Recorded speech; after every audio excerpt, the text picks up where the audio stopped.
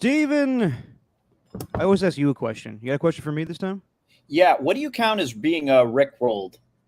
What do you call that? What do you think that? What has to happen in order for you to be rickrolled? I haven't even heard that term in a long ass time. Yeah, I heard it today. So I wonder. I just need before I give you why I'm asking the question. I need you to just give me the answer. What's your definition of being rickrolled? Having Rick Astley be involved in it? And just in any situation at all? It has to be where you're thinking some video is going to play, and then at the end, never going to give you up plays at the end. That's it. Yeah. Yeah, that's what I learned in high school. Jessie went to get her to donate some blood today. She went to a blood drive. Good for her. She got rickrolled.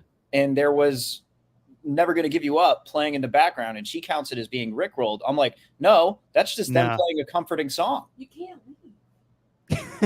You're just in the background. Yeah. No. Rickrolled is when you think that something's going to happen on a video, and then at the end, never gonna give.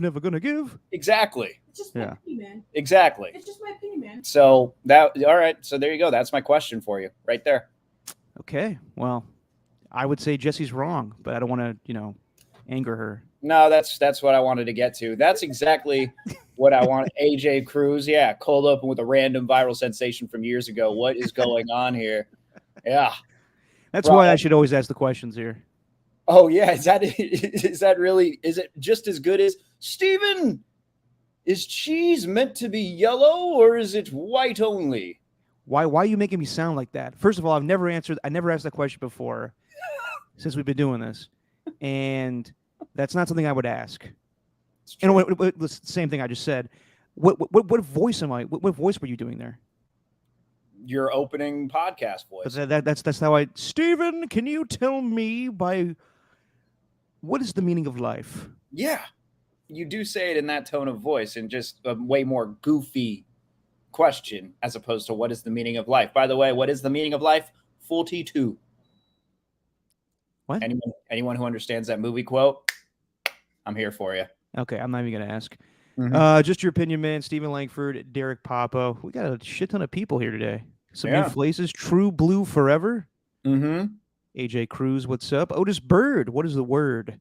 And we got the Ernies as always. And Jessie, who I guess we offended with the Rickroll. Yeah, we didn't offend her. We just proved her wrong. All right. We got a lot to get to today, and got a little Hard Knocks to talk about. Got a little Niners. What are you, Family Guy Stewie? Got a little Hard Knocks? Yeah. Little Aaron Rodgers go to New York Jets? Yeah. Is that the way I was making it sound? Yes. Sorry. Continue with the intro. Got a little things to talk about. Got a little protagonist becomes friends and friends becomes enemies. So yeah, we got all that shit to talk to about today. Did you watch Hard Knocks? First of all, I did. I got some thoughts on it. I'm sure you do. Pretty good. I actually was pleasantly surprised. But we'll get to it. I enjoyed the first episode for sure. All right. Should I do kick us off with just your headlines, man? Oh, kick it off, my friend. Right, let's do the royalty-free, crappy StreamYard music. There you go. StreamYard for letting us do this. All right. Just your headlines, man. Or new news that we rip off. Ron Rivera said that the Washington Commanders may have a problem with Eric Bieniemy's intensity because... Oh, wait. Sorry.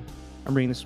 Sometimes I have a problem reading my own handwriting sometimes. Yeah. And I got things going on behind me that are distracting me.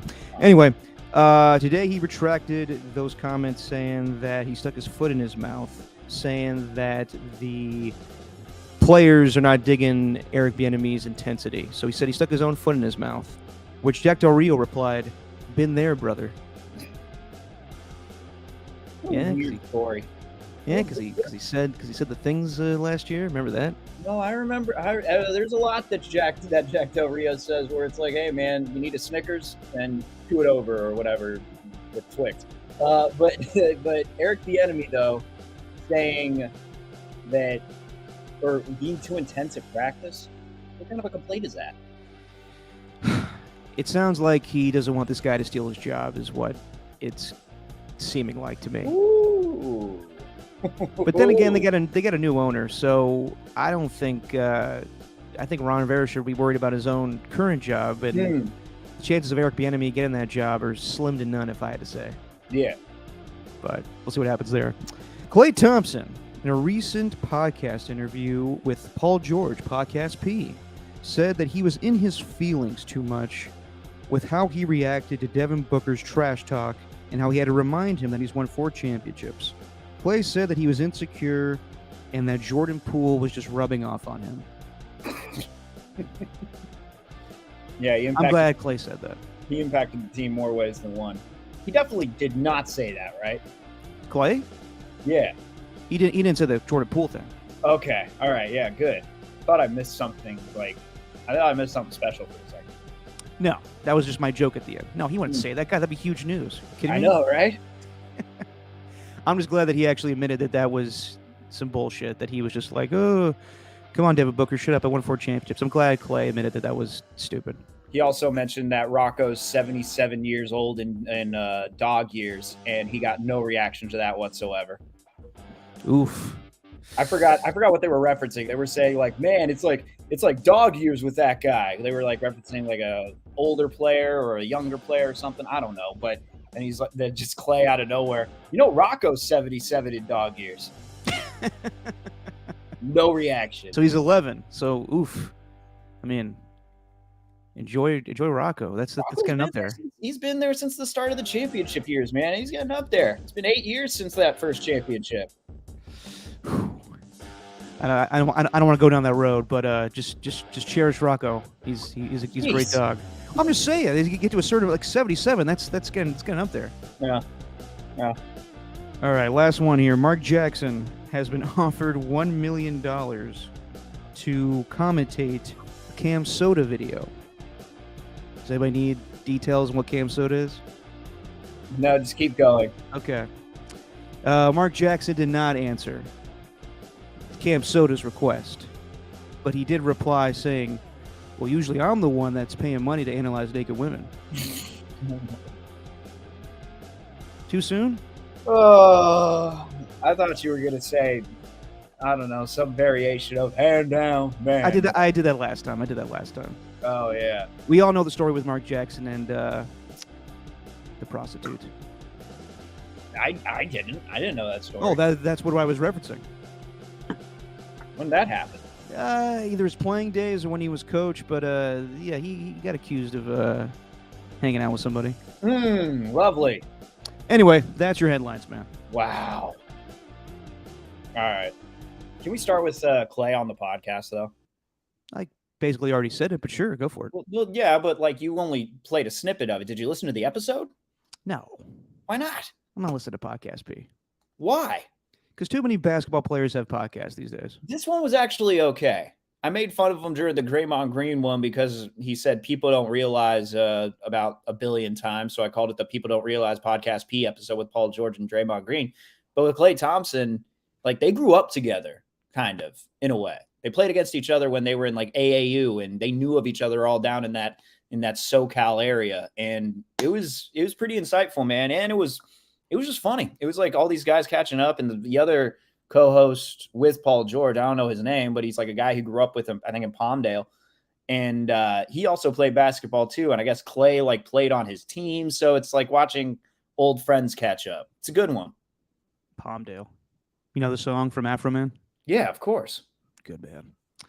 No, I have not listened to it. But I listened to the snippets, and yeah, like I said, I'm glad that Klay admitted that he was kind of in his feelings about the whole Devin Booker thing, and it's time to be back to the old Klay. Yeah, he seems like he's in a much better place than he was last year.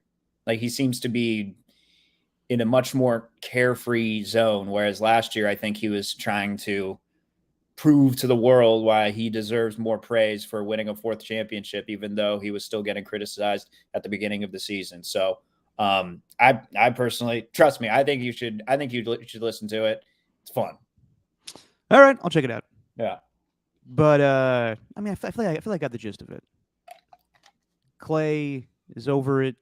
Talked about Jordan Poole. Talked about Rocco being 77. Anything I'm missing? I mean, I could go through the whole podcast if you want. It's an No, hour. that's okay. I don't need you to do that. Okay. All right, but I'll try to check it out. So you did see Hard Knocks. I did. Okay. I was expecting it to be the same old formulaic bullshit that we've been watching the last few years, where it's just the same thing. I guess, famously before this one was coming out, they're saying that they don't want to show people getting cut. And I honestly agree with that because while it's entertaining, I understand that like no one wants to see people get fired. So I always thought that was kind of a weird thing. But they're definitely focusing on Aaron Rodgers. The night before watched, I think it's Jets Drive or some. There's like a Jets in-house made thing that they put on YouTube that's chronicalizing the season. They did it when they traded for Aaron Rodgers. It's like a Jets media production. Okay. And I watched it the night before Hard Knocks, and I was like, this is actually pretty good. They showed a little bit more of Method Man and the interactions that they were having at training camp. And I thought it was really well done. And I was like, this is going to be hard to top because I think that Hard Knocks has not been that great in the last few years. And then I watched last night and I was blown away because from the intro, like the cold open that went to the fuzzy HBO intro thing, you know what I'm talking about? Yeah. I thought that was well done. I thought the long tracking shot you saw of Rodgers going from the facility to the practice field was really well done.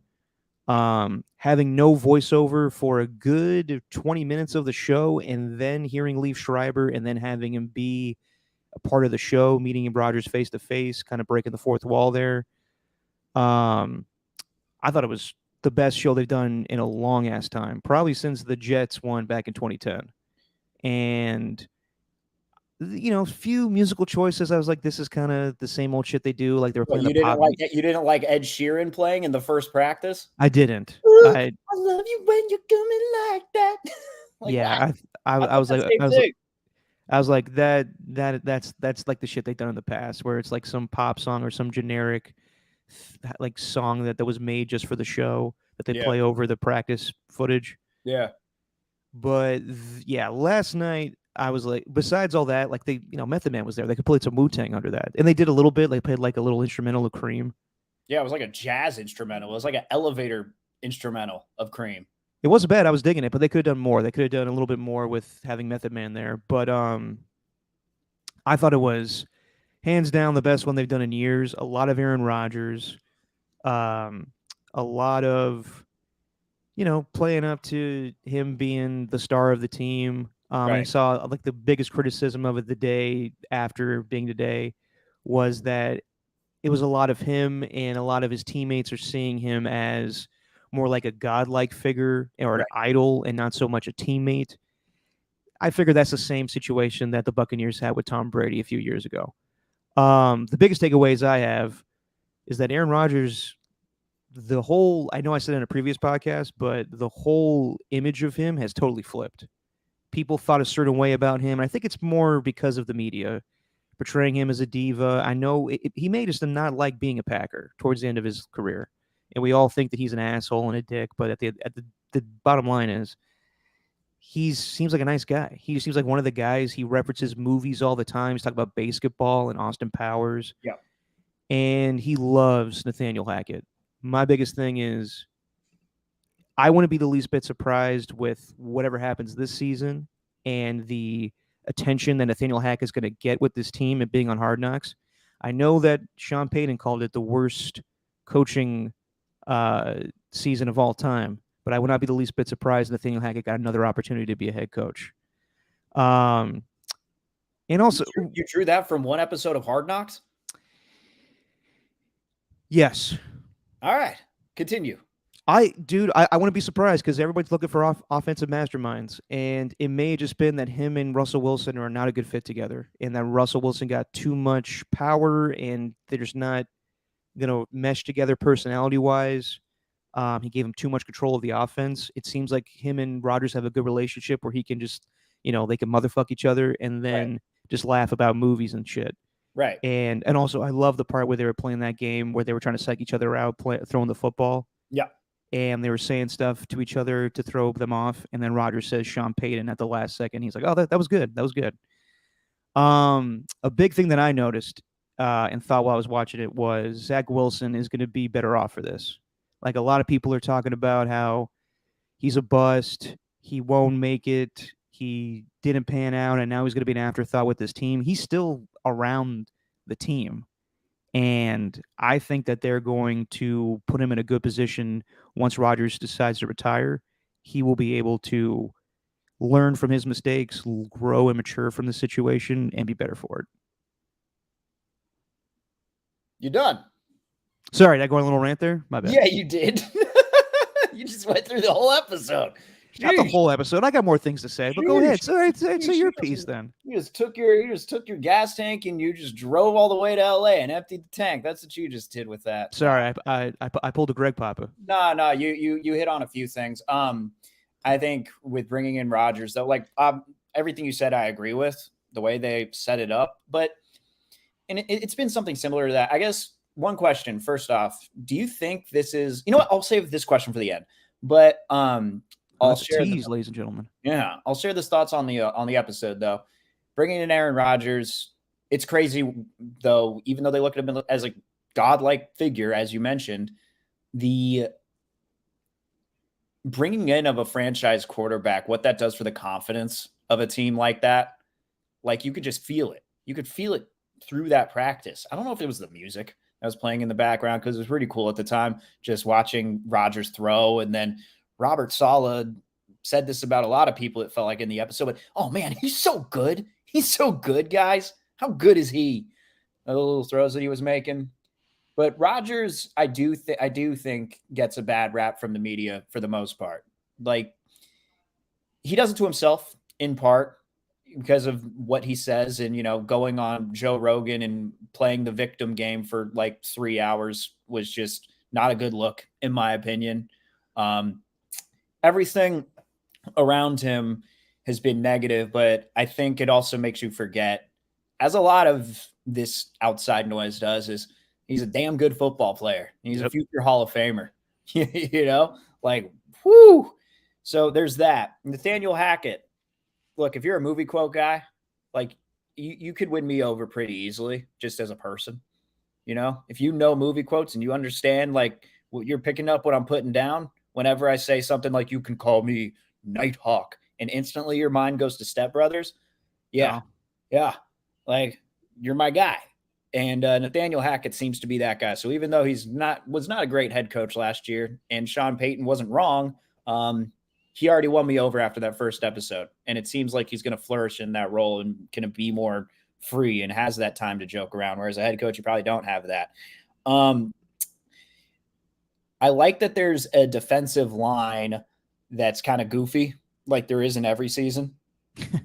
I forgot about this. The Solomon Thomas, who's looking huge. Yeah, when he's holding court, and they're talking about going to like a Broadway play or something. And then I think this guy's name. You guys embarrass me. I think this guy's name is Tanzel Smart, but he's like, man, I could go to a Broadway play, get me a charcuterie board and a play on the stage, and I'll watch. It's the first time I've ever heard a charcuterie board be referenced as a charcuterie board. I like it. I actually like that pronunciation a lot better. That got me. It's from now on. It's no longer a charcuterie board. From now on, it's charcuterie. It's a charcuterie board. It's almost like John Abraham or no, Jonathan Abram. I get those guys confused. Yeah, the salmon. When he was saying salmon. Yeah. Well, that one was more frustrating than anything. It's like, pronounce it right. At least this dude just. Now he was stuck in his ways. I knew immediately watching him. I was like, either this guy's going to be great or this guy's going to be terrible because he is so cocky. Yeah. You're either going to turn into Rodney Harrison or into, I don't know, Matt Stuart Schweigert. Yeah. Jerry Cooper. Another takeaway. Running back Michael Carter seems to be a big vibes Matt guy. Giordano. Michael Carter, big vibes guy. He seems to be the vibe of the team. I like Michael Carter a lot. He's going to be third on the depth chart coming out pretty soon. Yeah, he could be cut, and he could be that player that they're trying to get you to like early in the season, and then potentially he's gone, and you're like, what the hell happened? What was another thing? Oh, Sauce Gardner. And he, like, the way that I watch him or the way that I see him, I actually, dude, after this episode, I started looking up like arm length and wingspan of just different guys in the NFL because I had the same thought looking at Sauce Gardner than I did when I saw Darius Leonard or Shaq Leonard now for the first time. It's just like, Jesus, no wonder this dude is one of the best defenders in the NFL. His arms are massive. Yeah. Like lengthwise. Like, what the hell? He's just going to put his arms up and block everything.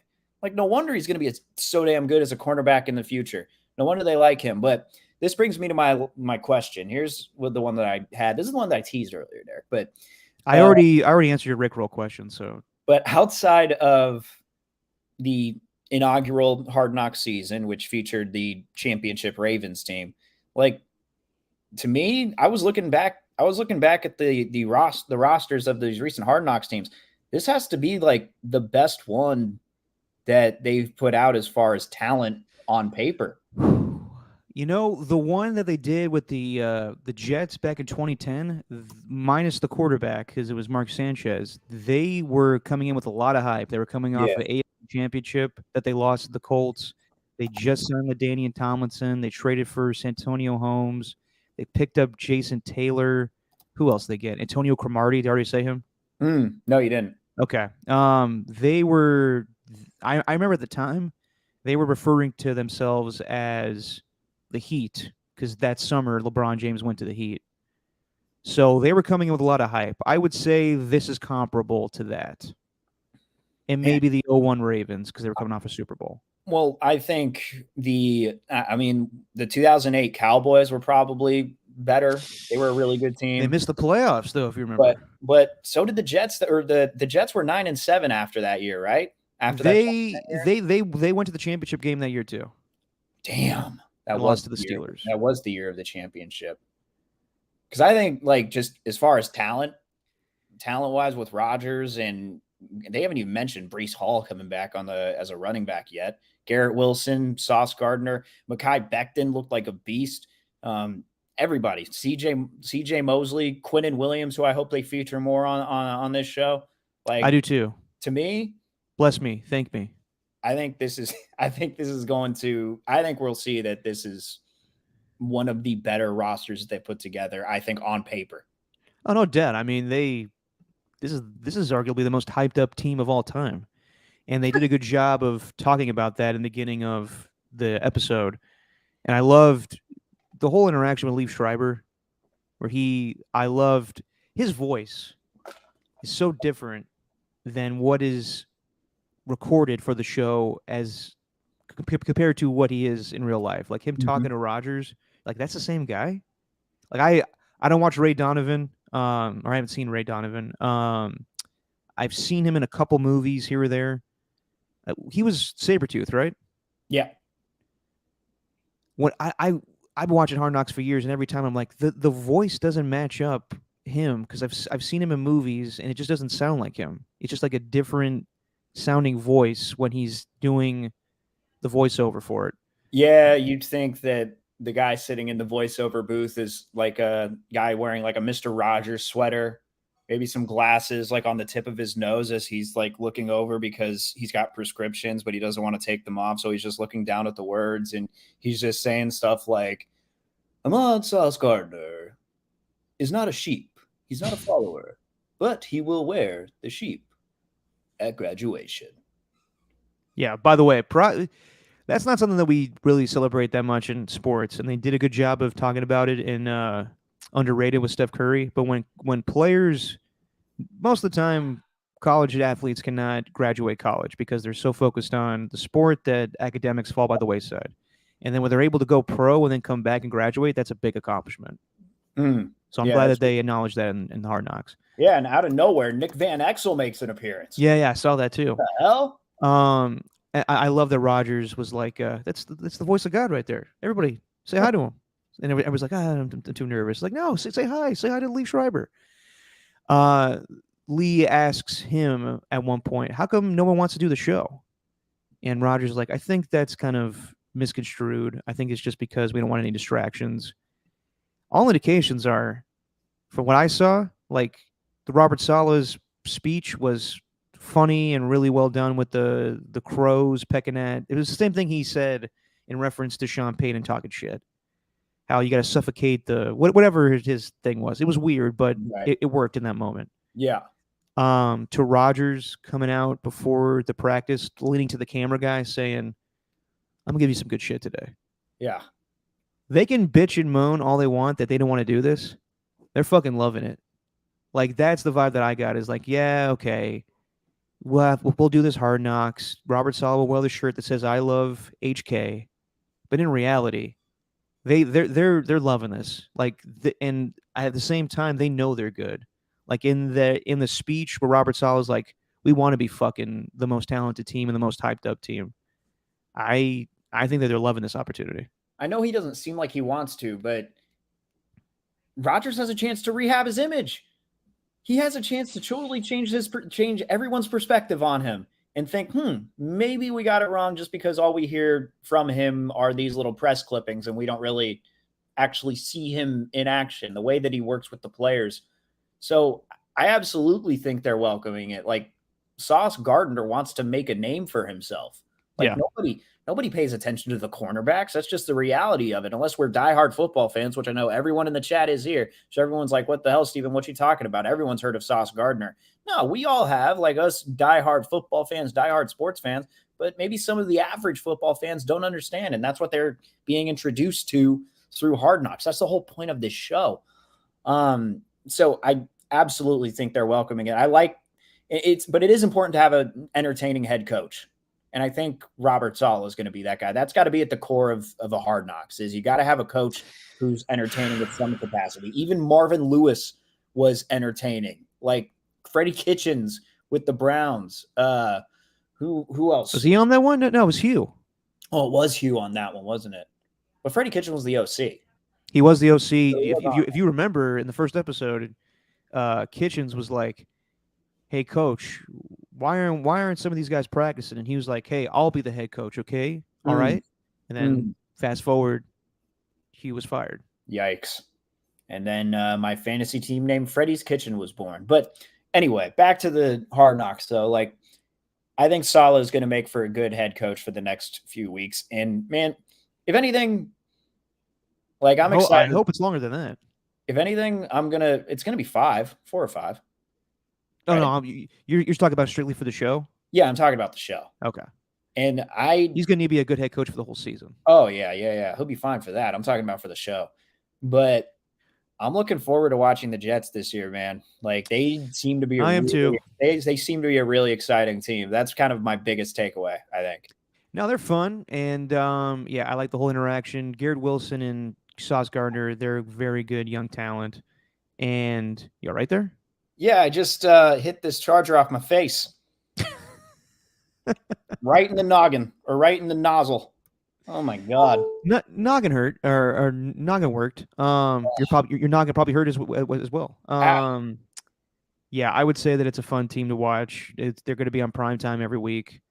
I just hope they don't have just a huge disappointment because I don't think they're going to be a disappointment. Like I think everybody's gearing up for like, oh, they're the Broncos from a year ago, or they're like just a bunch of other teams that were hyped up and just crashed out. Like what did Sean Payton say? The 8-8 2000 Washington team. We're not here for that 7-9 bullshit, as Chef Fisher said.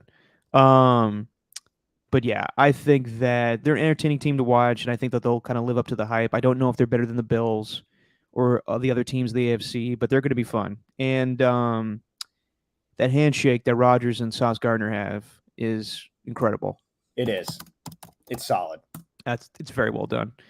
There's another thing I was going to bring up. Oh, I'm really glad that we did not see any footage. And I know you hate when I bring this up. I'm glad we did not see any footage of Dalvin Cook visiting. Because he shouldn't get any airtime on that show until he fucking signs with the team. You don't get airtime on the show until you're going to be a Jet. That's what I think. That workout did happen prior to the Hall of Fame game last It week. did. And I thought there's a part of me that was like, is his agent just bringing him out there so he can get a little screen time on Hard Knocks? And I'm glad that they did not have him be a part of the episode whatsoever. Yeah, okay, fine, whatever. I wouldn't have cared either way. Actually, you know what? I would have thought that was interesting. Yeah, but you can't reward him with that if he's not going to be part of the team. Why not? Because he shouldn't be on the show until he's actually a part of the team. That's what I think. All right. Because there's a belief out there that he's just using them as leverage right now. I mean, he could be. Why wouldn't he? He should get signed from someone. I don't know why the Bills don't sign him and put him along with his brother. Because they already got Damian Harris. Oh, Damian Harris. Okay. Yeah, Well, do. That's why I don't believe in the Bills too much this year, like to go that far. Their run game is what killed them last year. The lack of it, rather. Yeah, but they're going to use James Cook as the every down back a little bit. Okay. But, and you don't like that? It's fine, but it doesn't really inspire much confidence to me. I think they're going to be great, but like, I don't know if they're going to, I'm not going to pin them atop the AFC East just that quickly, just because we've seen how they can just limp to the finish line.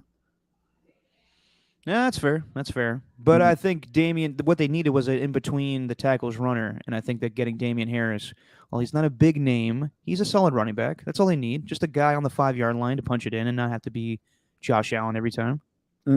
Yeah. I guess, but I'd be into it. What, Dalvin Cook being on the Bills? Mm-hmm. He'd take the shine away from his brother. So what? Nah, he needs his own team. I mean, come on. What is he, 26? His brother's got time. No, he's turning 28 tomorrow. He's turning 28? Jesus Christ. Yeah.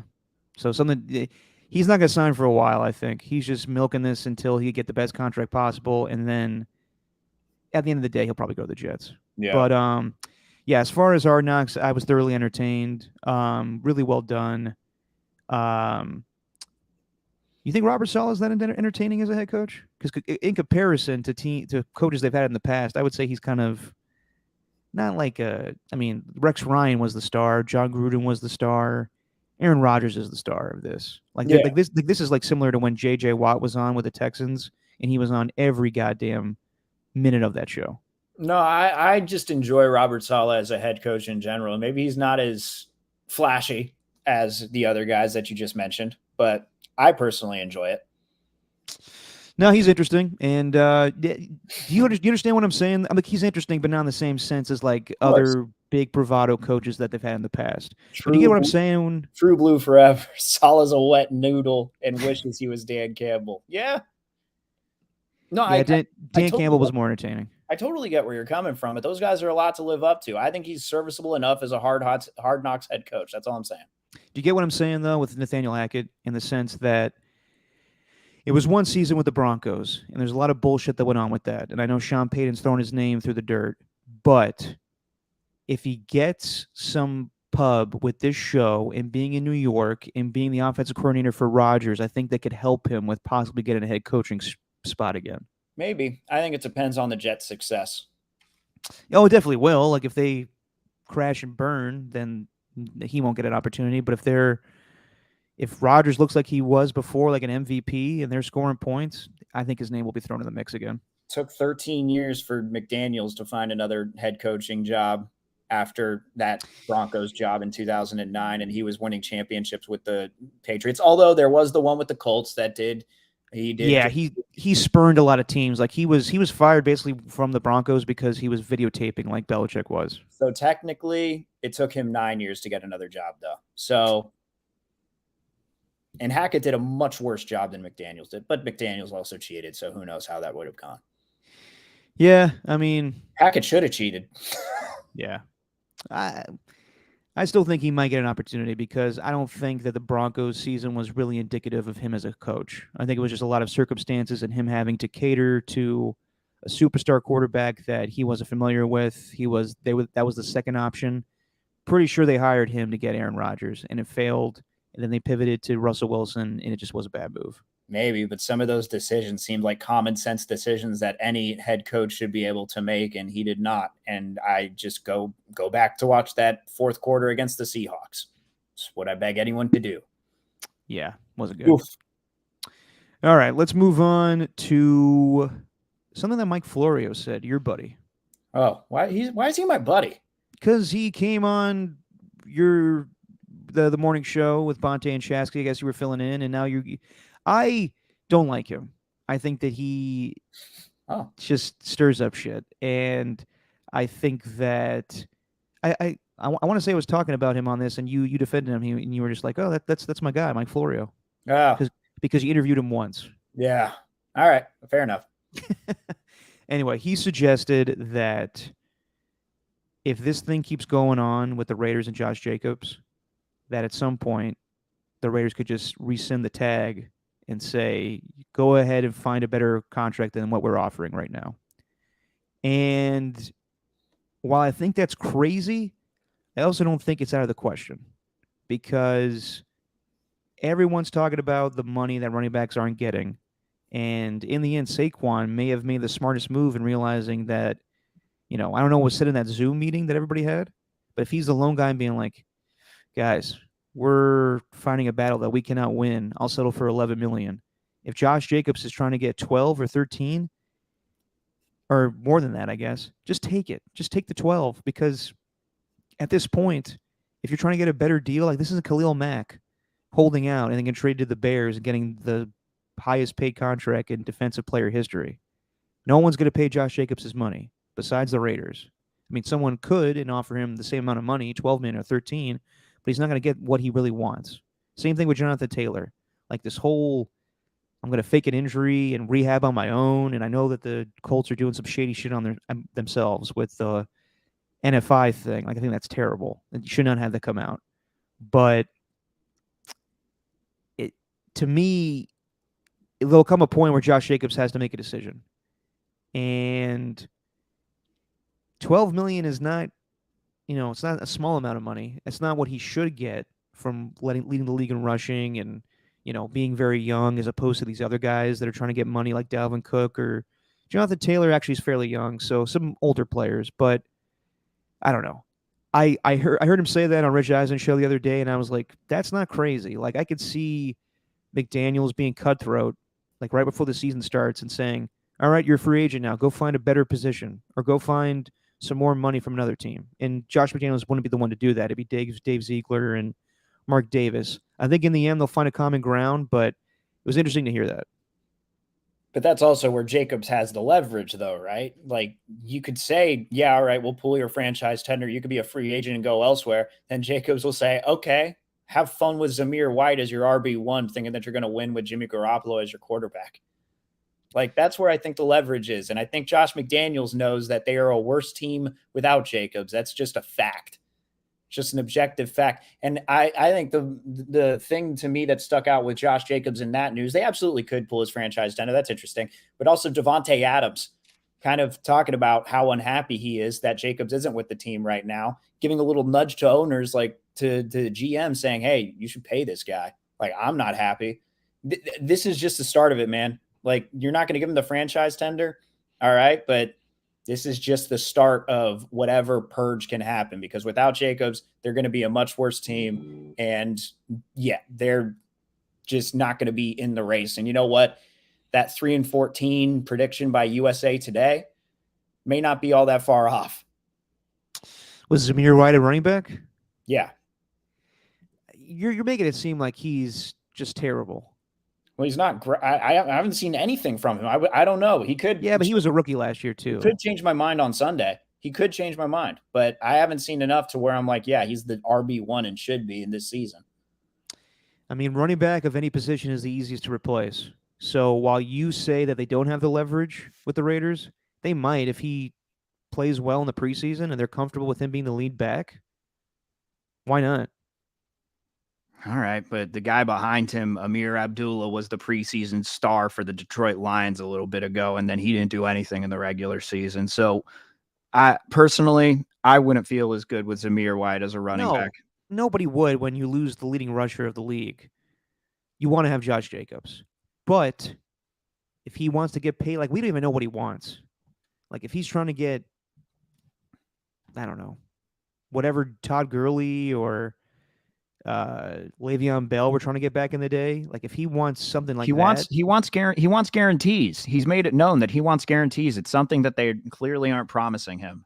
I think that I really believe that it comes down to the guaranteed money. I don't even think that the average annual value or the total makes any difference. But as long as he's getting guaranteed money up there with the best in the league, which he deserves, he's been in the league longer than Saquon Barkley, right?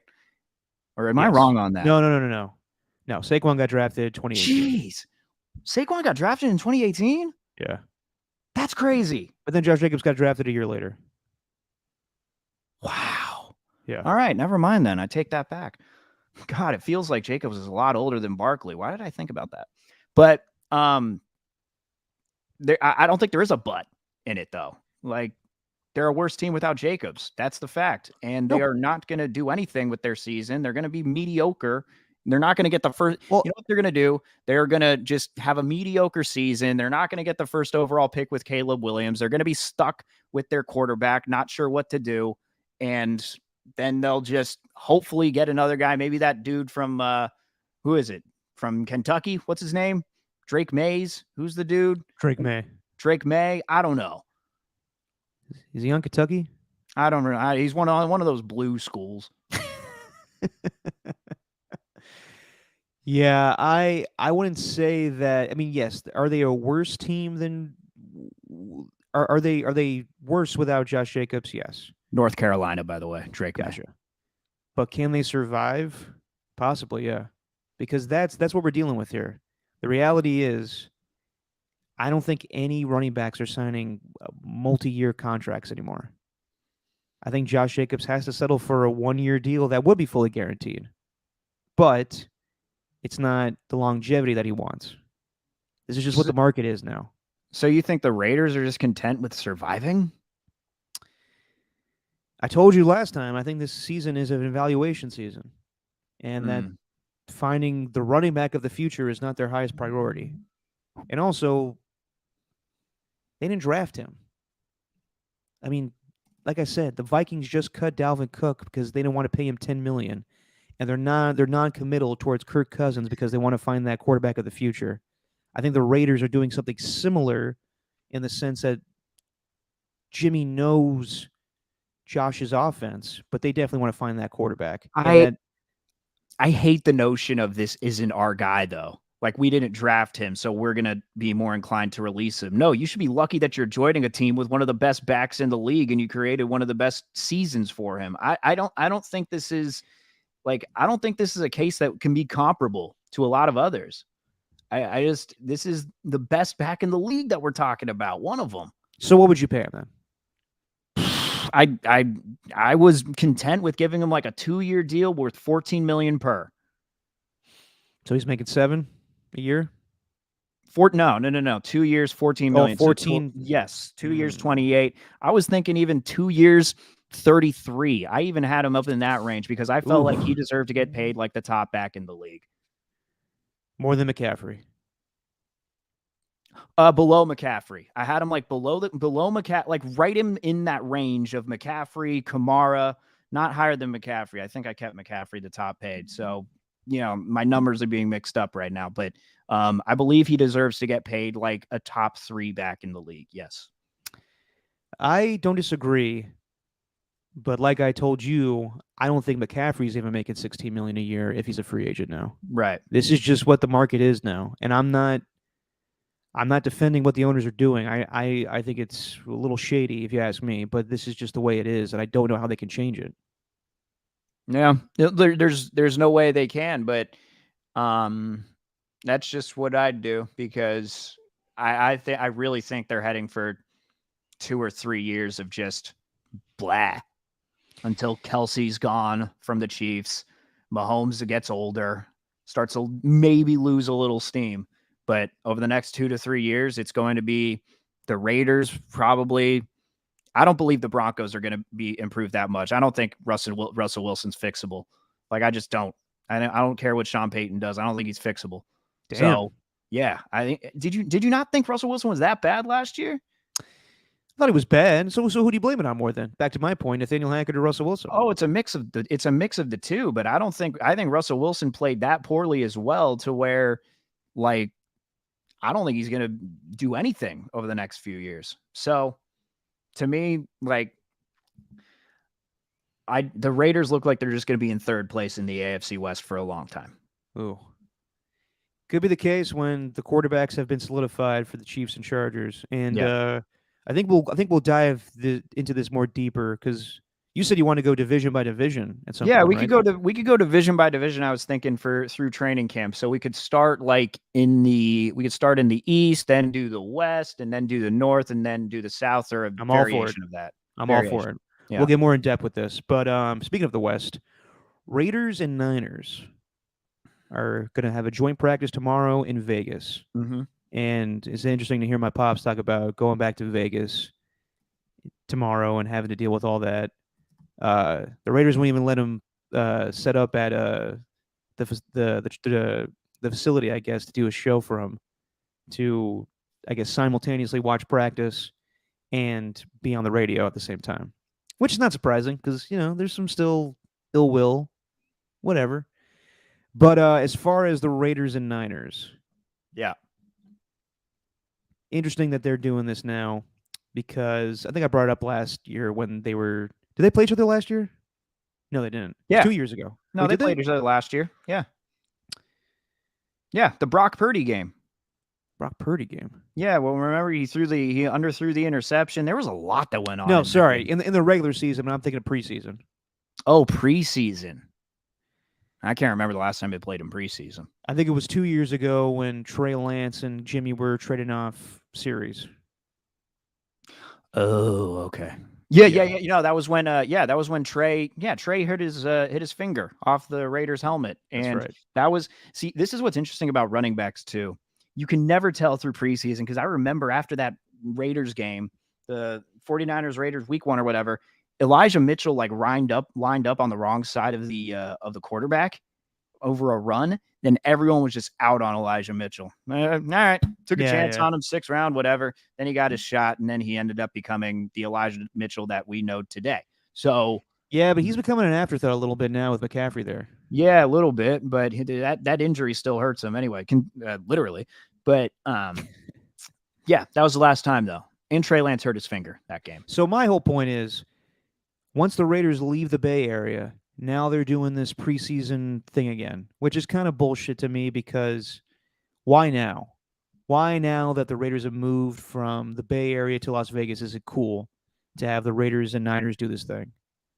Like, we all know the story back in, I think, 2011, the preseason game, someone got shot at Candlestick, and it was terrible.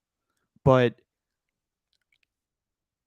matchups since then, and I thought it was just kind of like a blame towards Oakland a little bit because now that the Raiders are out of Oakland, that now it's okay to have this thing. I thought it was kind of ridiculous, but just my opinion. Anyway, the fact that they're having a joint practice, I think, will be beneficial for both teams. It's going to be weird to see Jimmy go up against the Niners, and Mike Silver just put out a great article with Jimmy Garoppolo talking about everything that went on with the Niners last year and how everyone's kind of reading a little bit too much into Kyle's comments at the end of the year that there's no scenario in which Jimmy comes back or where he's going to be on the team again. He said, don't believe everything you read. But it's going to be interesting. It's going to be interesting to have those two teams play each other this weekend. And there's, it's mainly to see how Trey Lance and Sam Darnold play for the most part. But maybe Jimmy even plays for the Raiders. Who knows? But just interesting to have those teams reunite in the preseason now that the Raiders have moved to Las Vegas and to have a joint practice the first week of preseason, which you don't see very often. No, I think this is a good test for both teams. Really, for the Niners, this is a team that if you're the backup quarterbacks like Trey Lance and Brock Purdy, this is a defense that you should be able to have a successful day against. Because if you don't, then I think that's going to turn some heads a little bit. As we've heard from a lot of head coaches, Kyle Shanahan's not the only one, but you can evaluate more from these joint practices. For example, I felt validated, in my opinion, that Daniel Jones is not going to be the right person to take the Giants to where they need to be. And then he has this struggle against the Detroit Lions where he throws like 3 interceptions or something in a joint practice. I'm thinking against that Lions defense that gave up more points per game than any defense last year. I know they're better, but really you can't slice and dice them in a practice. I think there's a little concern there. I mean, obviously it's just practice and I don't want to read too much into it, but still you can evaluate based on that. With Trey Lance and Sam Darnold, if they're not able to dice up a secondary, which features a veteran and Marcus Peters, and I don't know, they're trying out Nate Hobbs in the slot. I don't even know who's the outside corner for the Raiders right now, but it's a good test for them. And also I'm really curious to hear what Trayvon Merrick does, because apparently he's been turning heads at camp and he's had like a really good one. I've been reading really good things about him. And then on the Raiders side, there's the intrigue of seeing Jimmy, but I don't know. I know we don't expect much from him, but this guy, Aiden O'Connell, supposedly he's made a few impressive throws at camp and has shown command of the huddle and has done all those things. He's not a mobile quarterback at all. He's still a statue back there. But very curious to see how he pans out with these joint practices. So is that the thing you're looking forward to most when you watch the game on Sunday? Yeah. Is Aiden O'Connell? Yeah, that's about it with the Raiders. I'm curious. Like, there's not much. I know what I'm getting with Jimmy Garoppolo. Like, I want to see that in the regular season. Yeah, I mean, the biggest question mark to me is something that we won't see in the preseason. It's Josh Jacobs, if he's going to be on the team, and how Jimmy's going to be with Devontae Adams. And we won't see Devontae Adams play in the preseason at all. At least he shouldn't.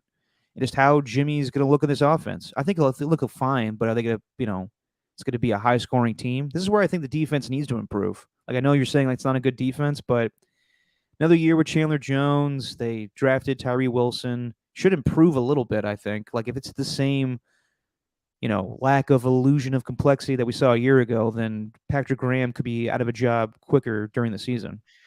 Yeah, and I also think, though, if you're Shannon, but it's not even just like the defense up against the players. It's the defense going up against Shanahan. And Shanahan just completely fooling these linebackers who are supposed to take the next step this season. But the fact is they lost their Pro Bowl linebacker, Denzel Perryman, and just let him walk senselessly in free agency.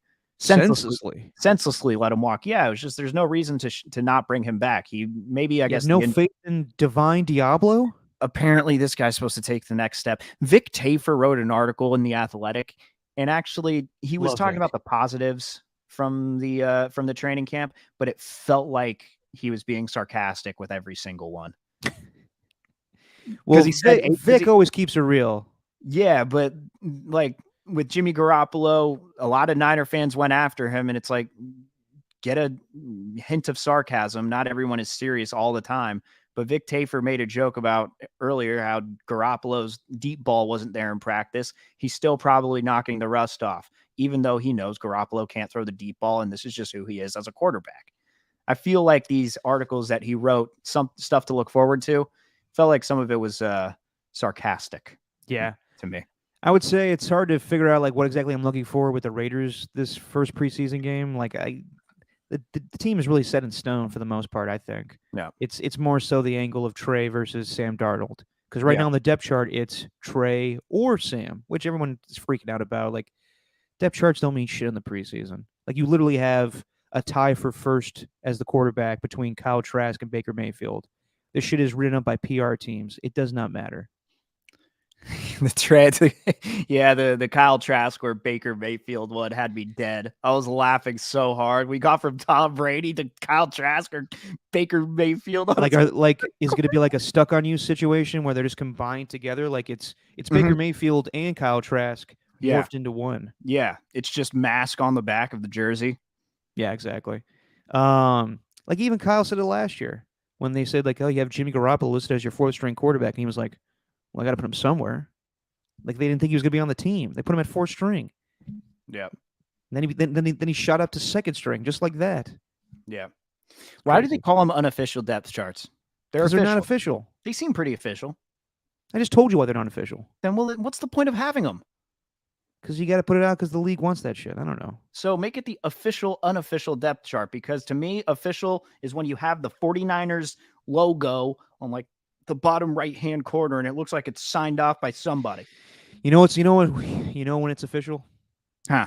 Week 1. When they're actually playing fucking games. All right. Who do you think is gonna get into a fight tomorrow?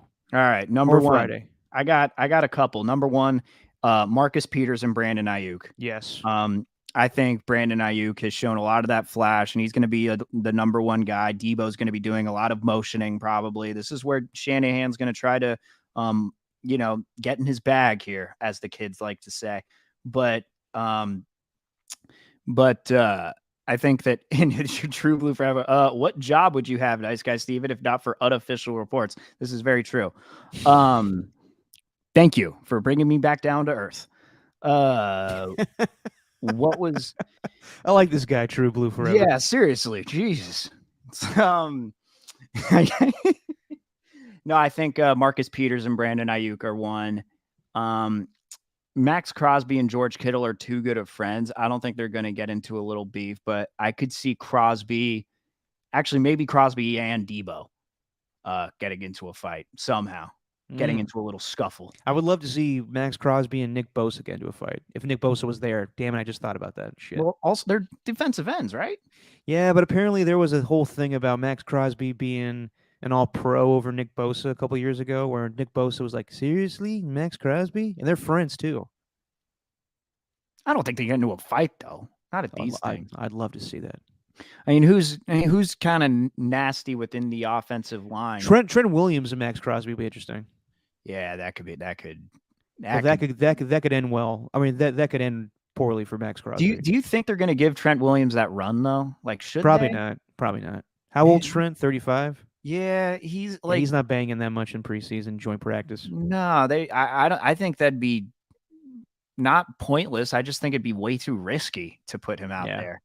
Travarius Ward and Devontae Adams may get into it. I think Javon Kinlaw and I think Javon Grant Cohn. Not Grant. Yeah, no, Javon Kinlaw. Balls dropped as soon as I came in the room. What? Just eating peanuts, not swallowing. You don't want to fuck with me, huh? Grant Cohn. That'd be fun. Yeah, I think we need Grant Cohn, and then what's his name? Ryan Yakamoto, the Beast Raider Nation guy. I don't know him. Except Grant Cohn's actually like deserving of where he is, and this Beast Mode Raider Nation guy just seems to have stumbled his way into like doing media stuff. I want a steel cage match between Grant Cohn and JT the Brick. There we go. It's time for a speed brick, Grant. You think you can fuck with me? Huh? Talking shit about Jimmy? I'm telling you, man. I saw this stuff with JT talking about Garoppolo. He's going to be over Jimmy G by week 6. I guarantee it. This guy can't play. He can't throw the deep ball. Unload the trailer. Give me Aiden O'Connell. Stop it. Oh man, it's gonna be yeah. Love JT. Good dude. I don't see that many happening. Maybe a few, but I think Marcus Peters and Brandon Ayuk are gonna be. I can see that one. I can see that one happening, and it's never gonna be on the level that you put in the as the photo for the show today between C.O. Moore and Colin Kaepernick back in the 2004 game. Yeah. Halftime. My goodness. Was that at halftime when both of them were going through the same tunnel? Yeah, and then I remember C.O. Moore going, I'm good. People don't realize, like, people shit on the Coliseum, but there's something about two teams going through the same tunnel to leave the game and both of them talking shit to each other. Like, it's just it felt like football. It felt like there might be a brawl going on, and it almost did. Yeah. Got C.O. Moore. That was kind of before Colin Kaepernick's like activism days where he started standing for stuff that was important at that time. He was just like a really good quarterback who came off as a jerk. So C.O. Moore in 2014. Really good. He was good at that time. Yeah. For sure. Yeah. Okay. Yeah. So I think that I don't think it's gonna be at that level, but it'll get scrappy because Brandon Ayuk, like, this is what the Niners need, and I think this is what's going to lead to something interesting towards the end of the season, though. Like, I think Brandon Ayuk's expecting a huge season, But Deebo Samuel looking as good as he ever has in camp. Christian McCaffrey, they're not even working him that much because they want to save him for the season. I mean, if anyone is going to get a lack of, targets, maybe touchdowns, whatever, I think George Kittle's going to get a small slice of that pie. Like for anyone who complains about him run blocking too much and not running enough routes, I think those days are over now where he's going to be the lead pass catcher because there's just too much talent to go around. Maybe he'll get more than like Kyle Juszczyk, Well, yeah. But like, I don't think it's going to be, 8-9 targets a game anymore. Let me ask you something. This is the first full season that we'll see of McCaffrey in this offense. We brought this up on Tolbert to Copes during the week. You think it's more likely that McCaffrey could get another 1,000 season like he did in Carolina, or because there's so much talent on the team, that's going to be damn near impossible? That's hard to tell. Yeah. I don't think it's impossible. But I don't think that you can. It's not going to be possible to do what the Bengals did with like Tyler Boyd and Jamar Chase, where you got two 1,000-yard receivers. I don't think that's going to be possible because you're going to have Christian McCaffrey there. Like someone's going to take a hit. Yeah. With all this. So was it Tyler Boyd or T. Higgins? I can't remember which of the two. It might have been T. Higgins. Well, they got three guys who can get 1,000 yards. Yeah. I think it might have been T. Higgins. Could have been Tyler Boyd though. Yeah. Obviously because he's on the team. But yeah, true. That's what we do on this podcast. We state the obvious. Yeah, I would say it's going to be harder for him to do that, but we never seen him play with a full season under Shanahan's offense because he came in during the season. They fed him the playbook while he was on the plane and, had to pass the physical and everything. And then he learned the offense that quickly and played pretty well. He had an amazing season. So could have an incredible season this year, but I think it's unlikely that he would do the 1,000 again. Back to C.O. Moore real quick. Do you remember him not only getting into a fight with Colin Kaepernick before a game? Do you remember him getting into a fight with a dog before a game? No.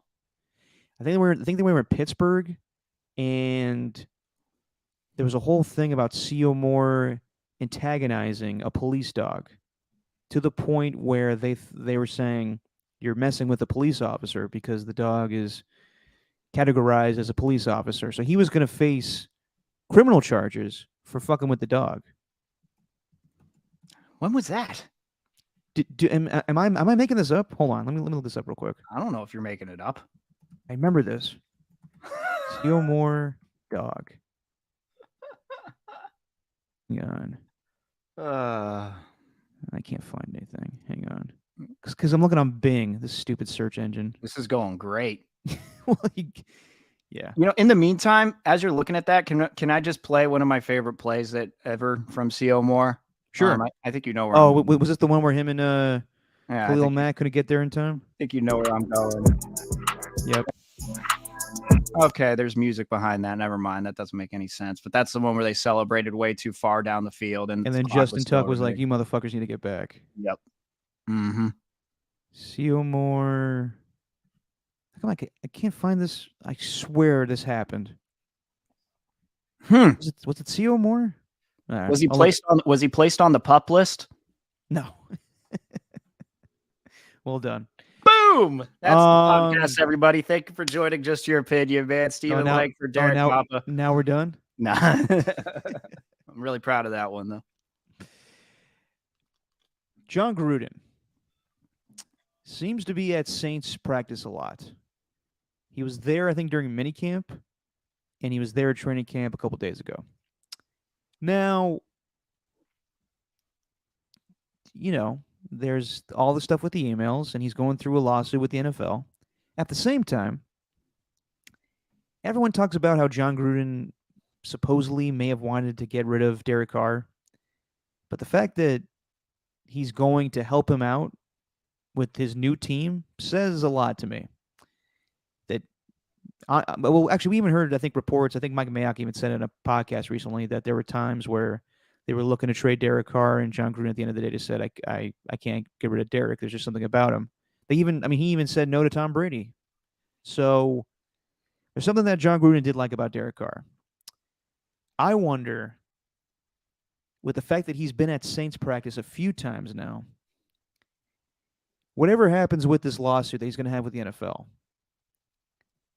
and given his past of the emails, do you think there's any possibility that if things don't go well with Dennis Allen, that the Saints could make a huge risk, a ballsy move, and hire John Gruden as their head coach to help with Derek Carr and to help their team in general?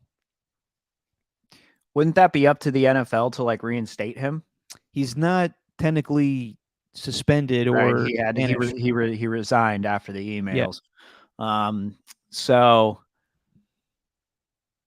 they could, but like one, I don't think he deserves to be back in the NFL. And number two, if he is back in the NFL, I hope that they make him the decision maker on all things personnel, because he will run their franchise into the ground in that case, which he did with the Raiders when he came back. Well, he won't do that. Mickey Loomis has been the general manager for the Saints for 20 years. Well, and I don't think there you go, because it seemed like Gruden wanted all the power when he was with the Raiders. I don't know if he'd have that same mindset now. He'd probably just welcome any sort of head coaching job, and he'd relegate some of that power. Real quick, thank you, Ernie's. It was not C.O. Moore. It was Ray Armstrong. Ray Armstrong. Yes, Ray. The Latavius Murray Tay train coming through. Yeah, it was Ray that taunted the dog. Thank you, Ernie. Wow. Niners legend. Yep. I think there's a small chance that could happen. It's different than it's a totally different scenario, but I'll relate it to Brian Flores a little bit, with him suing the league, saying that he didn't get an opportunity, and other teams weren't really interested in him. They were just giving him, a minority ask, interview, and he had other coaches help out with the lawsuit, and now he found a team. He's defensive coordinator of the Vikings. Totally different situation with John Gruden. He's, by all accounts, trying to bury the league. So it'd be interesting if he got another job again and Roger Goodell would have to deal with that. But I don't know. I mean, could there ever be a day where he is forgiven for that and given a new opportunity as a head coach? It's not my call. It's the call of the NFL. Who was it? DeMaurice Smith. What does he do? He's part of the NFLPA. Yeah, I mean, what is he? The vice president or whatever of the Not NFLPA? anymore. They have a new. His term was done. Right. Okay, but his term was coming to an end at the time, and he partially used those emails as leverage because he knew that they were there, and he used those because he would get the votes. So if he's not a part of that, then maybe, but like, I don't know. That's the type of thing where that comes down to the person, right? That comes down to who you are. Now, my question, like me personally, no, I would not reinstate him. I don't need any of that in my league. But the NFL, I mean, they don't have this. Tyreek Hill's still in the league right now. Deshaun Watson's doing his thing. The NFL and I do not have the same sort of, how should I put it? Morality? Sense of morality. Exactly. So would they probably forgive him? Yeah, probably. Plus, he also had some of the players on his side. It's not like it was a full-on mutiny where the Raiders tried to get this guy out of town. It was him doing it because they felt forced to. Like, Mark Davis didn't want him to go. No, he didn't. And I remember the quote of Ask the NFL when it came to, getting more detail of what happened to Gruden. I don't know. It's tricky. I think there should be a time where we forgive people, and people show they should only be forgiven if they truly show that they have grown from their past mistakes. And this is a situation that happened a long time ago. Now, could it be reflective of who he is today? Possibly. It's hard to prove that. You could just say you're sorry in order to get another job again. So maybe he needs to suffer from what happened. But I go back to what Derek Carr said when that whole situation was going on, when he was the spokesperson for that whole situation. It was Mike Mayock talking, and it was Derek Carr. He didn't see shit from Mark Davis. He said that love the man, hate the sin. And I'm sure that's why he still keeps him around, because he wants to help him out when he's with the Saints. I don't know. I think that it would be interesting to see him back in the NFL, especially in New Orleans. Um, I know I asked this question, but I really don't have an answer. I think that significant things would have to happen. There'd have to be a decision in that case. I don't think they could just let John Gruden try to take the league down and also be head coach of a football team. But the more I see him pop up with the Saints, the more I'm like, what is this leading to? Like, he's there helping out with their offense. He could just be a consultant, and that happens. But he definitely wants to get back in the league. He definitely wants to be a coach somewhere. Maybe it's college. I mean, I wouldn't be surprised if Urban Meyer gets a head coaching job in a couple years here. Maybe John Gruden has to prove himself all over again. But the fact that he keeps showing up with the Saints, it's got to piss off the NFL that the Saints are allowing that. And also at the same time, I'm sure the Saints are kind of doing it as a minor fuck you to the league because they got their transgressions with the Bounty Gate situation. I want to stay here in New Orleans, man. I can't get enough of this gumbo and these beignets, man. I thought you retired that. I brought it back. There's so many. It's just too fun to do. You guys ever have any of this etouffee stuff? I called it étouffe at first, but I realized it's called etouffee. That's what I learned out here in New Orleans, man. Sometimes it's just funny to do a voice. Like, you don't have to agree with what the like. Everybody loves to do a Trump impression. Everybody does a Cosby. Yeah. Still do Gruden. Yeah. I might have to bring it back now that we're a few years removed from it. There you go. All in time. Yeah. Big year coming up for Gruden and Trump and, that whole thing. Yeah, possibly. John Gruden, he's one of, I walked into this room, I said, wow, what a room you've built, John. This is amazing. He's the best coach of all time. Better than Vince Lombardi. Did you know that he read all the Raiders plays? He read all the Raiders plays in the 2002 Super Bowl. Read all of them. Every single one. Like I read all of you. Do my ratings. Oh my God. Can you imagine these Republican whatever the GOP, conventions. Yeah, the debates that are going to be coming up, man. I'm going to be I'm wild. not watching a second of that shit. Oh, I'm going to be watching everything because even though it's kind of the demise of our country, it's also hilarious because I need to sit back and laugh. That's what I need to do through all of this pain. And if you watch any Shane Gillis stand-up comedy, anyone who's watched Shane Gillis knows what I'm talking about. This dude will get you fired up for a debate. Like, because it's just so funny how much he pointed out that like Trump totally changed everything with the debates.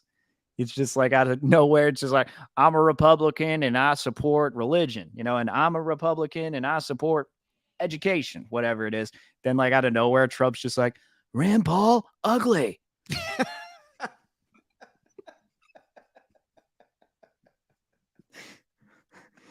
You're ugly, Rand. Stop talking.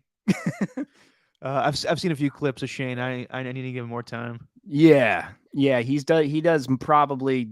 I think he has my favorite Trump impression out of everyone because his it's not just like the impression itself, but like his delivery and his content too. He's really good at talking like Trump does. I saw a clip the other day where it's him and Chappelle's like, do that one joke I like of yours, and Shane's like, this is Donald Trump getting shot.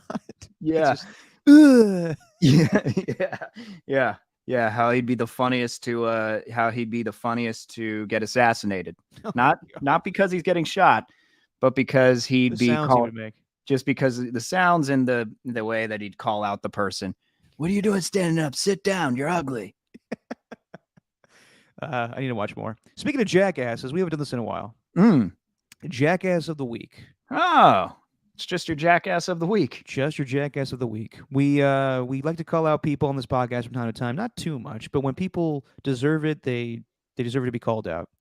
Do you have that clip I sent you in the DMs earlier, Steven? Yes. By the way, yes. I think this is a royalty thing. Do we need music? Is this a real thing? Oh, they put this in our They put this in the StreamYard. Do we put the Hard Knocks in the background? I did that last week for you to do your Liev Schreiber impression. Oh, you could add. Oh, you added music. Oh, Yeah. wow. Okay, never mind. I just thought, whoa. All right. Sorry, everyone that's listening. You're probably really confused what's happening right now. Don't mind Last me. week, Steven was doing his Liev Schreiber, and I played that underneath it. And I thought that they just added that through the StreamYard, which we use for this. Anyway, back to that would be incredible, but no. All right. Jackass of the week. Derek, what do you got? Well, Colin Cowherd. So, a couple of weeks ago, he was talking about. He said he's a casual baseball guy. Did we talk about this? How he said that he would trade a shit ton of draft picks to get Shohei Ohtani? Yes. Yeah. He'd trade draft picks when you can't trade draft picks. Exactly. Like while he's doing this segment with his co-host, he's like, "Oh, it says here you can't trade draft picks in baseball." Well, I'm a casual. I'm a casual. Okay, I can let that go. I can't let go bringing up dead guys when you're talking about quarterbacks that can't win Super Bowls. So Colin Cowherd, which I'm sure his producer made this, and the people putting together the graphics.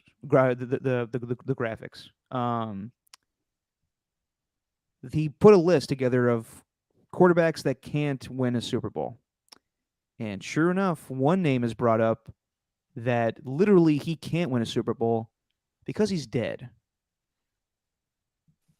And then the third category is 20 guys who are not getting to a Super Bowl and certainly not winning it. And that's everybody else. From Baker Mayfield, Teddy Bridgewater, Dwayne Haskins, guys that are just not that it says can win Super Bowls. It can't win Super Bowls. Okay. So 6 stars, 4 high-end starters, and 20 guys that can't win a Super Bowl. And then the third category is 20 guys We got it, who are Steven. We got it. All right. Hang on. All right. So I like how he said his name, got flustered, and then threw it to the fact that the BA, the graphic maker, fucked up in putting quarterbacks that can win Super Bowls when they were supposed to be can't. Right. Great segment idea. Yeah, Dwayne Haskins, for people that don't remember, he died last year. He got unfortunately run over by a garbage truck while he was working out in Florida.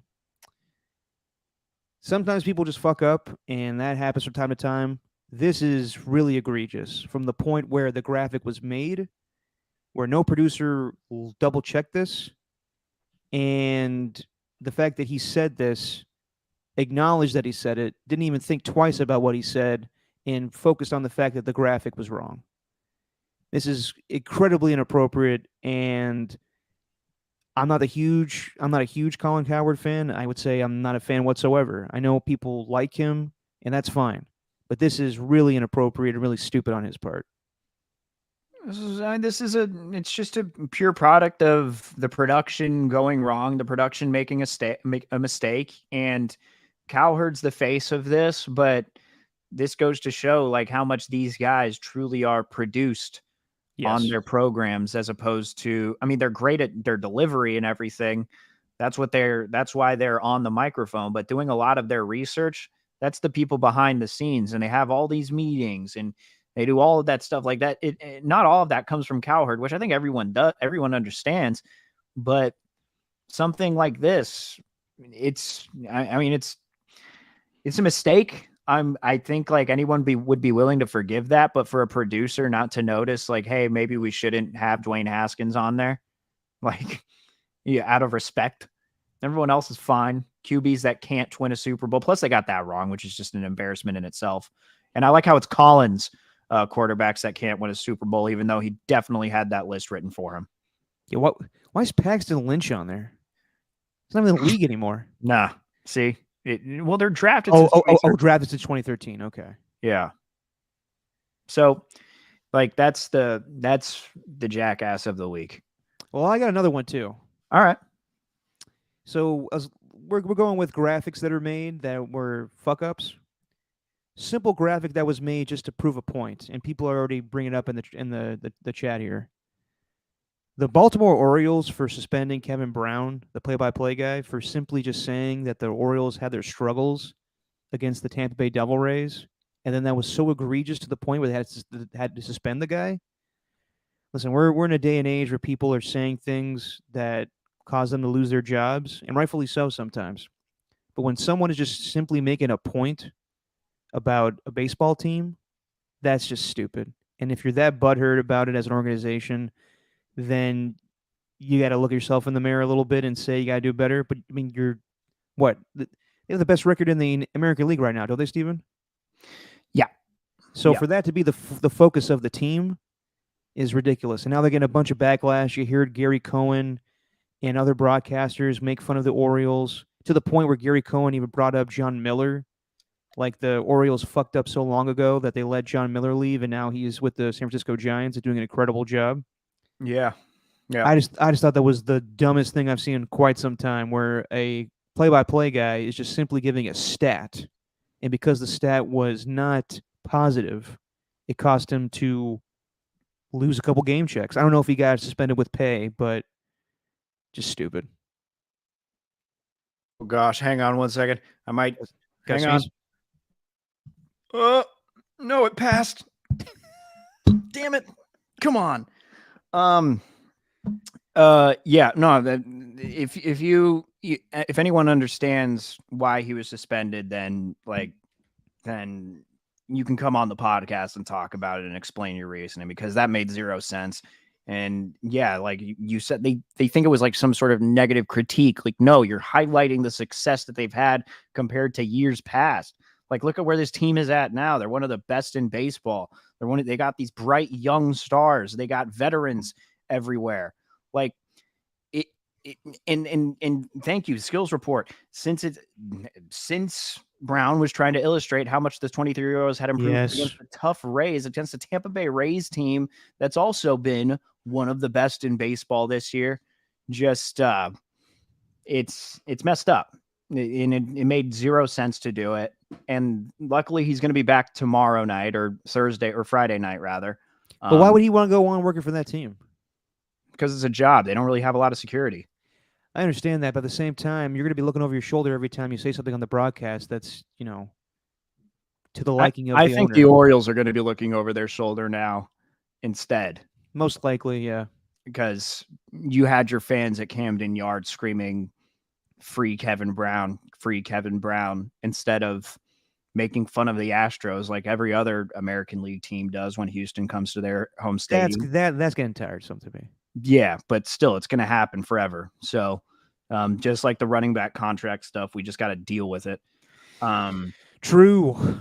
So I that's, yeah. Like not even the A's are that soft. Obviously, we saw the same as something similar with Glenn Kuiper, except what Glenn Kuiper did was way worse. Yeah. And we've seen a guy get suspended for what seemed like a slip up as far as speaking goes. Yeah. So, no one knows like the true intentions of what he was trying to say. No one will ever know because he was taken off the air. So, it's not going to happen with the Orioles, though. I don't know if Kevin Brown's going to be walking on eggshells so much as the Orioles are for getting that kind of reaction. I hope not, because he's also an ESPN broadcaster and, just doing his job. Yeah, the Astros guys went off on it too. I was watching a little MLB. I saw that. MLB big inning, and they spoke for like 2.5 minutes on it. It was great. I think Chip Carey, the play-by-play voice of the Braves, who should Carey do play-by-play for now? Nephew of the great Harry Carey. Cardinals, my bad. He made a joke saying like, well, I mean, the Orioles are having a great season despite losing 275 straight games to the Tampa Bay Devil Rays. Oh, that's a good one. By the way, I was laughing earlier. This guy, True Blue Forever, is cracking me up. When you were sneezing, sneeze or organ? A little bit of both. All right. Speaking of guys in the chat, we asked the Ernies, and if you guys want to chime in, do I not get a Jackass of the week? Do we just go with yours? My bad. Hey, sorry, dude. I thought I was speaking for both of us. By all means. All right. Well, my Jackass of the week is you. about to say you for letting me have a turn on this. Go ahead. Yeah. And I don't know if this is let me just show you a video here, Derek. You know what? Let me do it this way. My Jackass of the week is Alexi Lawless. Okay, he's a soccer analyst. He's always within the World Cup coverage. You don't know anything about soccer, right? You don't pay attention. I thought you were bringing up Xena the Warrior Princess. Who? Lexi wasn't that the actress's name? I don't know. Lexi Lawless? Is it? I'll look it up while you play this. Okay. Well, I need you to just give me your thought on this guy and what he seems to be. One of two things. Either the rebirth of a champion, the number one team in the world, or the end of an era. If it is that rebirth, Rob Stone, then we are going to see a team full of swagger. We're going to see a team full of ruthlessness and a team full of focus. If it is not, and it's the end of the era, we're going to see a team that is devoid of that organization and that inspiration and ultimately that confidence that we have seen in the past, but not at this tournament. And for Vlatko Andonovski, the head coach of this team, this is the biggest game of his career. A loss would be the biggest failure in U.S. Women's World Cup history. They have never done worse than third in the World Cup. So find your joy, find your chi, find your happy place, put on your big girl pants, get the job done, and make us believe. All right. So there you go. What does he seem like to you? Lucy Lawless, by the way. He seems like a guy that's wearing a Dr. Seuss like America hat and trying to get the women fired up for the World Cup and trying to, I don't know, sound like a guy that's on TV a little bit too much. There you go. Okay. So you think he just sounds like a guy maybe just trying to support his team, right? A little bit of column A, and also I would say like he's kind of a hot takey thing a little bit. Like if they don't finish this, in this standing, then they're failures, which I think is a little too much. That's actually just a fact. That's how bad it was this year. It's like the World Cup hasn't been around for that long. It's only been around for 91, so there's not like a ton of history with it.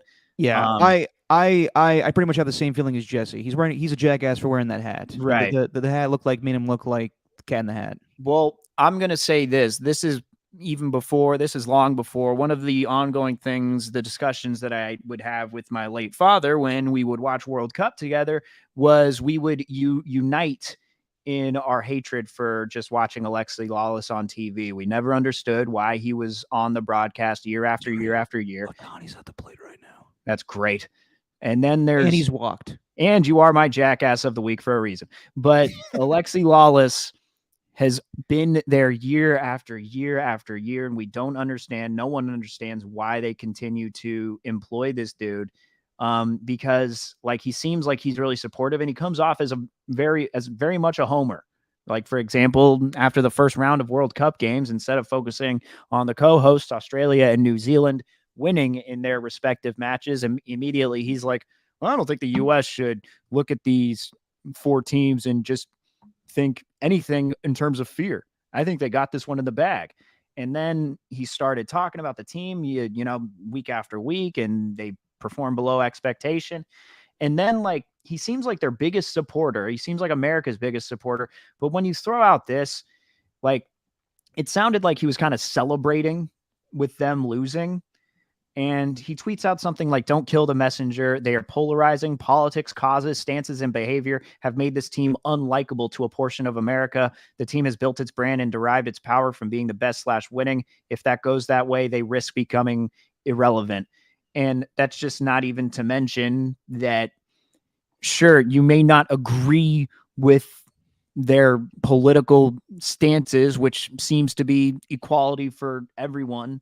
That's what they fought for. That's what they sued the U.S. for not having equal pay to that of the men, even though the men are just like a way worse team. The men don't really have anywhere to speak because they're just not good. They might be okay in the future. They could make it to the round of 16. A round of 16 would be an accomplishment for this American men's team. But for the women who have had success year after year this past decade, just to denounce it and say, well, you know what? there's a portion of America that doesn't like them because of their politics, and they could just go from being irrelevant. How about you try and get that portion of America to appreciate what they did for women in sports, in international sports? Because every person that competes for the US, like, they get paid equal to that in the men of the sport. I just think that he's just so contradictory, and it's not even those comments, whatever. Like the recent ones, that's not even what put it over the line. I've been over the line with Alexi Lawless for a very long time now. I don't need to see him on these broadcasts anymore. And there's also a difference between someone being critical, someone being truthful, just saying what everyone's afraid to say. There's a difference between that and a difference between being a jerk. And that's what he just seems like on the air. And Fox seems to hire a lot of these guys on their broadcasts. Like, they put A-Rod on there, and I'm not going to be fooled by that smile. A-Rod's a jerk. We all know that. He's a jerk. Like, they just seem to traffic in it. So, I don't know. That's my jackass of the week, Alexi Lawless. Well done, Steven. Well done. Don't know the whole situation, but agree with you for the most part for what you said. Lucy Lawless is a bad person. And you're number 2 on my jackass of the week. Oh, wow. Sorry. Yep. Alexi Lawless, my bad. It's just so similar. Anyway, we had some questions from the Ernies. You want to get to that today, or we want to say that for another time? We can do questions with the Ernies. Sure. And also all the new people in the chat. AJ Cruz, True Blue Forever. Who else we got in here? Say you guys by names. My man Otis Bird, the Skills Report. Am I missing anybody? Did you say AJ Cruz? I did say AJ Cruz. 75, though. Can't be misconstrued with the numbers. Right. We got some questions from the Ernies, and if you guys have any other questions for us, by all means, we'd love to do a mailbag where you guys want to ask us some stuff. But the Ernies, who have been with us since day one, asked us a few questions, and we're going to answer them. So this one from Ernie too. If you guys could be a bona fide superstar and dominate that sport, which sport would you guys pick and why? Like, would you want to dominate the MJ, Kobe, LeBron era, or be like Mahomes, Brady, or be like Messi, Ronaldo, or be like a Jeter or Bonds? So, Steven, or like a Tiger Woods, he adds at the end. What would you say if you could be an athlete? I'd like to be a bona fide superstar in football because you play for fewer weeks out of the year and your face isn't out in the open. Like, if I was Messi or Ronaldo, I think it's just like watching the amount of attention those guys get. I wouldn't even want to like sniff some of the fame that they have. They can't go anywhere without being mobbed by people. That's why Messi being at a grocery store was a shock, because it's like Messi's going to a grocery store. It's like that video of Michael Jackson where he had to rent out the grocery store just for an hour just so he could feel normal. I wouldn't want that. I'd want to be in football. That way I could try and remain somewhat conspicuous, even though like you'd probably be instantly recognizable. But football would be the way to go for me, simply because of the lack of attention those guys probably get because they wear helmets on the field. I would go with basketball. Hmm. Just because if you've seen Winning Time, being a basketball player comes with a lot of benefits. That's with any athlete, though. Come on. You think that's just Magic Johnson? He cleaning up. You see the last episode? I did. Wait, so you haven't caught up with the show, but you watched the last episode? No, I watched the last episode and I caught up with the show. Oh, nice. Well, what'd you think? Oh, great. Yeah. Good. It was really good. From the opening of then going like the time jump to when Pat Riley becomes head coach and seeing how it happens with Paul Westhead losing his job and Magic Johnson just sleeping with everybody he sees. Really good. No, I to answer truthfully, I don't know. It's hard for me to ever envision myself being an athlete, so I never really think about this shit. But if I had to, I mean, yeah, basketball's fun. Your face is always shown on the camera. Same thing with baseball, but you're more well known in basketball because you're not wearing a helmet in football. But those guys get more, publicity because football's a bigger sport. I don't really know to answer the question. I don't have a good answer, Ernie. I'm sorry. I just don't ever think of myself as being an athlete. I never really wanted to be one. I always wanted to be like a comedian or something like that, or on-air guy. Like I never really have thought of myself in the terms of I want to be an athlete one day. I just never thought that crossed my mind. Never thought about like once though being a superstar in anything In anything in sports or anything in regardless? in sports.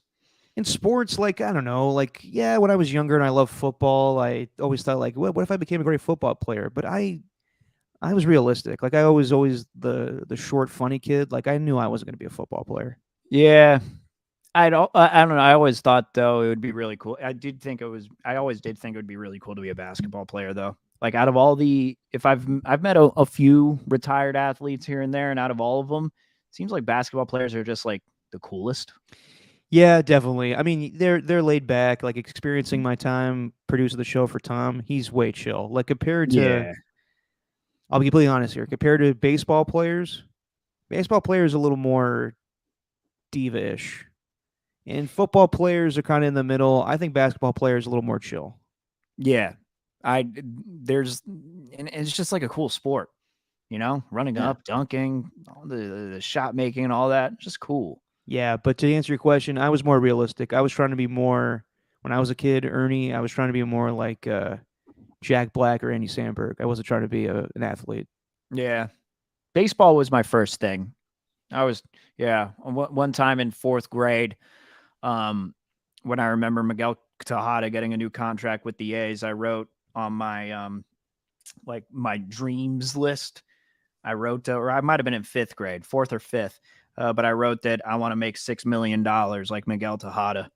Then I looked back on his contract and I saw that he was making $6 million within that time. So I was like, hell yeah. I knew my contract negotiations when I was 9. Hell yeah. So wait, he was only making $6 million? $6 that million year? $6 million a year, yeah. Yeah, for a year. Okay. Uh-huh.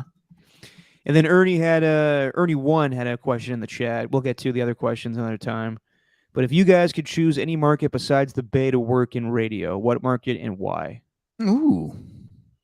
Well, that's a great question. It's a great question. Ernie 2 had a good question too. I grew up in the Bay Area, so I love being able to speak on that. But one that'd be fun. I don't know if I could go to like New York or Boston. Like, could you see not my yourself there? style? No, because I hate that type of radio. Like, I don't like the hot take shit. I don't like the screaming and yelling. I don't like it. So, and I find, like, I watched the other day. You know that guy on Fox, Craig Carden, the guy that got in trouble for the fake merchandise. Yeah, he's got a new show on FS1. Right. And he literally starts a show off by saying, "Are the Jets in trouble because they lost the Hall of Fame game?" And someone literally asks him, "Did you even watch a second of that game last night?" No, didn't watch a second. But the fact that they lost that game means trouble for this season. You out of your fucking mind? Like, that's the type of shit, like, just to get angry about something that doesn't exist. So no, I would never want to work in New York or Boston when it comes to sports talk radio. I think, and maybe this is just because of when I once had an affinity to Le Batard's show, I think Miami would be one. I think that'd be sick to work radio down there. Except for the, whole threat of a hurricane and the fact that, the governor is Ron DeSantis over there. It's just like, whatever, pick your poison in terms of governors wherever you're living. But I think that'd be sick because there'd be a lot of cool opportunities, a lot of history in Miami. It's a cool place to be. Everything. I mean, humidity will play a factor for sure. And I'd have to get used to that. Yeah. I could live with, getting a little cafecito in the morning, some croquetas. All about it. Yeah. I would be down with Miami too. I'd be down. My mom lives in Boca Raton, Florida, so that wouldn't be hard for me. A lot of shit popping off of Vegas these days. Yeah. Like, if you and I were younger guys when we were like diehard Raider fans, I'd be all about Vegas. Just talking about Raiders. Yeah, I'd be all about Vegas too. If like the job that I was promised actually went through. Yeah. I mean, like, I'm thinking of places I would like to live. Like, if I had a chance, I would move back to Austin, Texas. That's where I went to school. But there's not a sports scene there. Like, I don't want to talk about Longhorn football 24/7. So nah. But I don't know. I'm trying to think of other places I would want to live. Like I couldn't live in Vegas. Couldn't do that. But I wouldn't mind talking about the Raiders there. You gotta think about what the market would be like. So yeah, I mean Miami, I could see that. Talking Dolphins. I don't think people care about the Marlins down there. So just talking Dolphins all day. Yeah, it'd be a lot of Dolphins, a lot And of Heat, Yeah. a lot of the University of Miami, a lot of that. Yeah. I think that'd be one place. I think that'd be really cool. Yeah. Yeah, no, but I can't do any of the East Coast cities. Just not me. And AJ Cruz 75 in the chat. You're picking up when I'm putting it down. I'll just say that. I would love to do talk sport in England. Be the American across the pond. Yeah. Just talk Chelsea all day. Would you have to put on an accent? No, I'd be fully American. I'd make fun of all those English people with an accent. Yeah. So you couldn't pull off the Rick Tittle who didn't he tell us back in the day he used to do like he was like interviewing himself like now we're going out to Smigel Tittle out in London. Yes, I have a problem with. Yeah. Yeah. And those are, for anyone in the chat, those are my people too in England because my entire family's from there. I'm the first generation American in my family. So I'd love it. But Rick Tittle would do the best though, because he'd always say sorry at the end of everything. He's so good. Rick's the man. All right. I think we got long enough here. Anything else you want to bring up, Steven? I'm good. We got to wake up in a solid 6 hours. So all right, then let's end this. Everybody that was a part of the chat tonight, thank you all. From the Ernies, to True Blue Forever, to AJ Cruz 75, to is that everybody?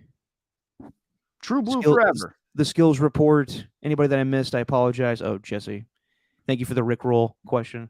We'll be back on Monday, and we'll review everything that went down in the Raiders-Niners preseason game. Until then, Steven, say what you always say. It's just our opinion, man. All right, that's it. That was good.